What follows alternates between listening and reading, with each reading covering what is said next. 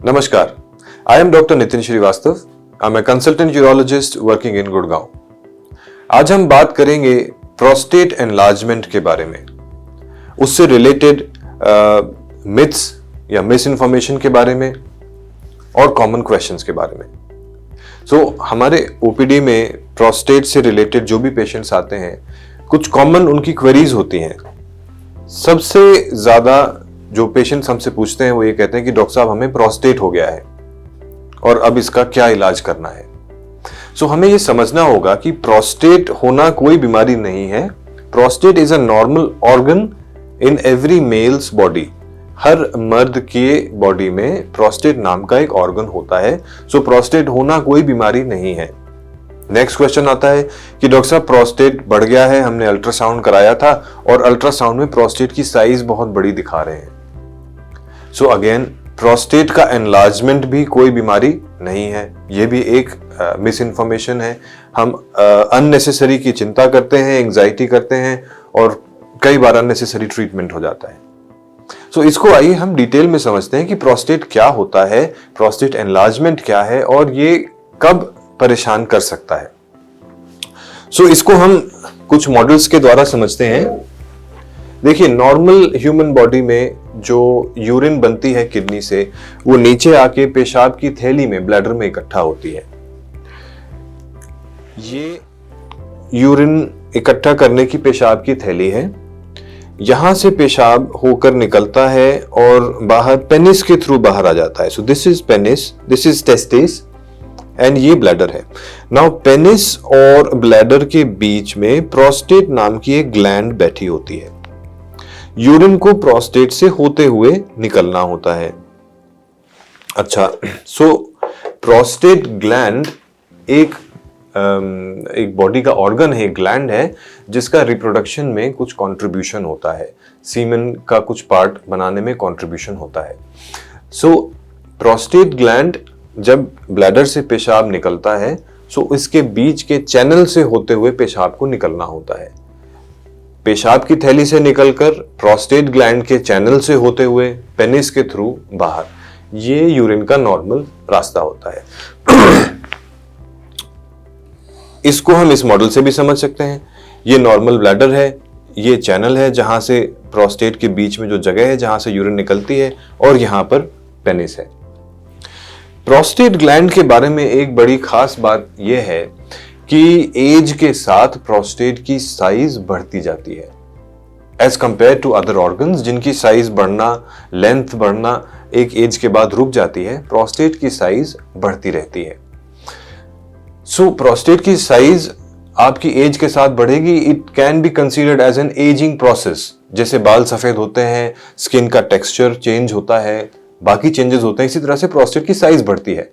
Prostate होना और prostate की साइज बढ़ना दोनों ही कोई बीमारी नहीं कहलाती, भले ही कितनी भी साइज हो प्रोस्टेट की। नॉर्मली 20 से 25 ग्राम का प्रोस्टेट होता है। इससे बड़ी साइज को हम प्रोस्टेटिक एनलार्जमेंट बोल सकते हैं, लेकिन इलाज की जरूरत हमें तभी पड़ती है जब उससे हमें कोई तकलीफ होती है। तकलीफ कैसे हो सकती है, आइए देखते हैं। जब ये पेशाब ब्लैडर से होते हुए निकलना है, इसको प्रोस्टेट के चैनल से, साइज बढ़ने के साथ साथ कभी कभी ये जो प्रोस्टेट है ये इस चैनल को कंप्रेस कर सकता है, रास्ते को बंद कर सकता है। तो ये कुछ इस तरह से दिखेगा। ऐसे करके रास्ता नैरो हो गया। ये रास्ता धीरे धीरे इतना नैरो हो सकता है कि कंप्लीट ब्लॉकेज हो गया है और यूरिन अब खाली नहीं हो पा रहा है। तो प्रोस्टेट की साइज कितनी बढ़ रही है ये कम मैटर करता है, उससे रुकावट कितनी ज्यादा हो रही है ये ज्यादा इंपॉर्टेंट है। तो अगर आपके प्रोस्टेट ने रुकावट कर रखी है तो आपको कुछ खास पर्टिकुलर सिम्टम्स आते हैं, ऐसे लक्षण आते हैं जो कि प्रोस्टेट से रिलेटेड हो सकते हैं। ऐसा क्या क्या हो सकता है? आपको पेशाब करने में जोर लगाना पड़ सकता है, पेशाब रुक रुक के आ सकती है, पेशाब स्टार्ट करने में टाइम लग सकता है, फिनिश करने में टाइम लग सकता है। कई बार ऐसा होता है कि सिर्फ ड्रॉप्स आती हैं, धार नहीं बनती है, धार बहुत पतली हो जाती है। ये सारे रुकावट के फीचर्स हैं। कभी कभी ऐसा भी होता है कि पेशाब बार बार जाना, आपको बार बार पेशाब जाने की आदत होती है और थोड़ी सी पेशाब आती है।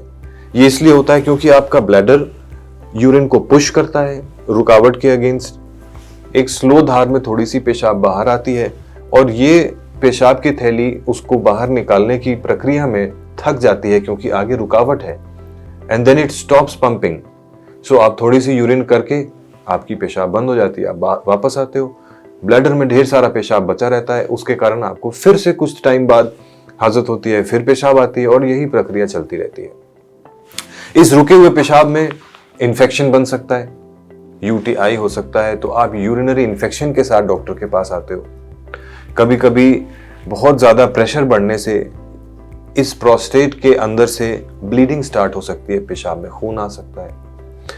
अगर इन सिम्टम्स को, जो कि कई बार बहुत ग्रेजुअली होते हैं, बड़े धीरे धीरे बढ़ते हैं, आपको पता भी नहीं चलते हैं, अगर हम इन्हें इग्नोर करते रहते हैं तो कभी कभी ये प्रेशर इतना ज्यादा बढ़ जाता है ब्लैडर के अंदर कि ये बैक प्रेशर कहलाता है और किडनीज को डैमेज कर सकता है। किडनी में सूजन आ जाती है और दोनों किडनीज का फंक्शन खराब होने लगता है। तो ये सारी सिम्टम्स या किडनी फंक्शन खराब होना या पेशाब का रुकना, अगर ये सब चीजें हो रही हैं, then you have a problem with prostate. इन सिम्टम्स के साथ या किडनी फंक्शन का कुछ प्रॉब्लम है उसके साथ अगर आप प्रेजेंट करते हैं, then you need a treatment.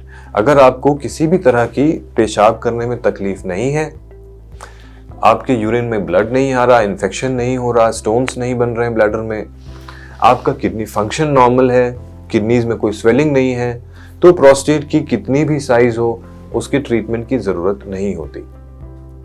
तो आज हमने समझा इस वीडियो में कि प्रोस्टेट एनलार्जमेंट क्या होता है और इसमें किस तरह से हमें प्रॉब्लम्स हो सकती हैं और इसमें कब हमें ट्रीटमेंट की जरूरत है।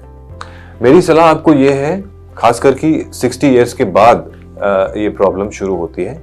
अगर आपको किसी भी तरह की यूरिन की प्रॉब्लम है या कोई इस तरह की फाइंडिंग है आपके ब्लड रिपोर्ट्स में, किडनी फंक्शंस खराब हैं या किडनी में सूजन है, तो आप अपने नियरेस्ट यूरोलॉजिस्ट से एक बार जरूर कंसल्ट करें।